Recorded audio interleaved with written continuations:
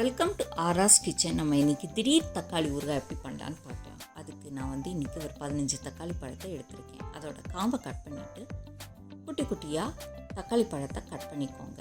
என்னோடய சேனல் பிடிச்சிருந்ததுன்னா ஷேர் பண்ணுங்கள், சப்ஸ்கிரைப் பண்ணுங்கள், லைக் போடுங்க. எல்லா தக்காளி பழத்தையும் இந்த மாதிரி குட்டி குட்டியாக கட் பண்ணி எடுத்துக்கோங்க.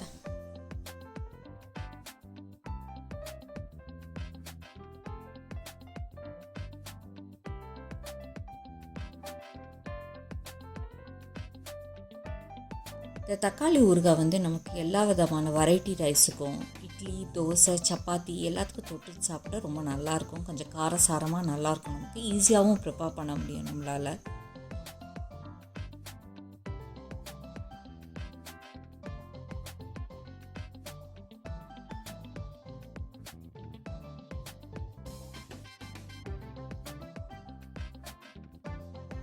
மாதிரி பொறுமையாக எல்லா தக்காளி பழத்தையும் கட் பண்ணி ஒரு தட்டில் சேர்த்துக்கோங்க.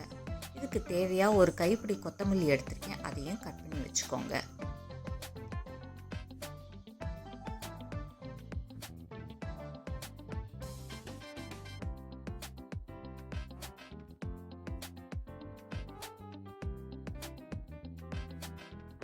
இதோட வாசனைக்கு 2 பச்சை மிளகாவையும் எடுத்திருக்கேன், அதையும் இந்த மாதிரி பொடி பொடியாக கட் பண்ணி வச்சுக்கோங்க. இப்போ ஒரு கடாயை சூடு பண்ணி அதில் 2 ஸ்பூன் நல்லெண்ணெய் விட்டுக்கோங்க.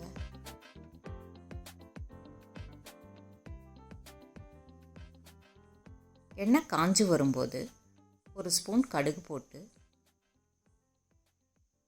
கடுகை பொரிய விடுங்க.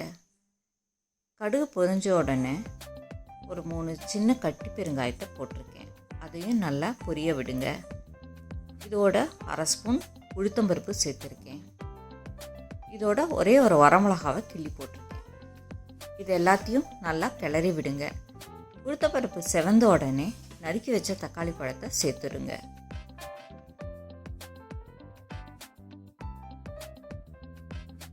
உளுத்தப்பருப்பு செவந்து வந்த உடனே நறுக்கி வச்ச தக்காளி பழத்தை போட்டு நல்லா கிளறி கொடுங்க. ஒரு 2 நிமிஷம் கிளறி முடிச்சதுக்கப்புறம் நறுக்கி வச்ச பச்சை மிளகாவையும் போட்டு கிளறி விடுங்க.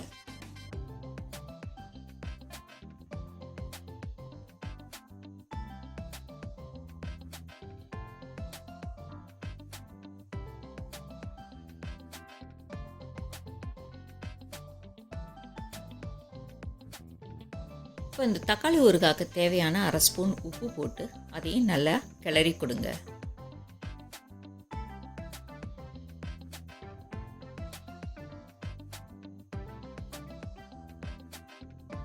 இப்போ ஒரு தட்டை வச்சு மூடி ஒரு 5லேருந்து 7 நிமிஷம் அப்படியே விட்டுடுங்க.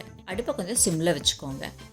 ஏன்னா தக்காளி பழத்தில் இருக்க தண்ணி ஃபுல்லாக வெளியே வந்து தக்காளி ஒரு மாதிரி வெந்திருக்கும் உங்களுக்கு.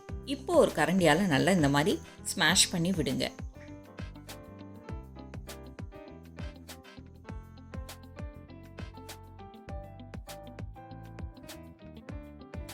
இந்த மாதிரி தக்காளி எல்லா பக்கமும் நல்லா ஸ்மாஷ் பண்ணி விட்டதுக்கப்புறம் தண்ணி கொஞ்சம் வடிஞ்சதுக்கப்புறம் 2 ஸ்பூன் வரமிளகாத்தூள் போட்டு நல்லா கிளறி கொடுங்க. நல்லா காரமாக இருக்கணுங்கிறதுனால 2 ஸ்பூன் போடுறேன். காரம் கம்மியாக வேணும்னா கொஞ்சம் கூட காரத்தை குறைச்சிக்கோங்க. இப்போ வரமிளகாத்தூள் எல்லா சைடும் சேர்கிற மாதிரி நல்லா கிளறி கொடுங்க. இன்னும் 2-3 நிமிஷம் நல்லா கிளறி விட்டிங்கன்னா இருக்கிற கொஞ்சம் தண்ணியும் தக்காளியோட தண்ணியும் வற்றிடும். இந்த மாதிரி வந்ததுக்கப்புறம் ஒரு 2 ஸ்பூன் நல்லெண்ணெய் சேர்த்துக்கோங்க.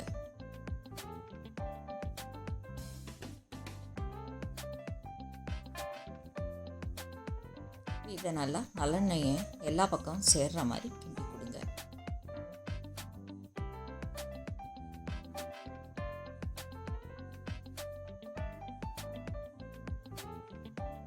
நறுக்கி வச்சிருக்க கொத்தமல்லியை இதோட சேர்த்துருங்க.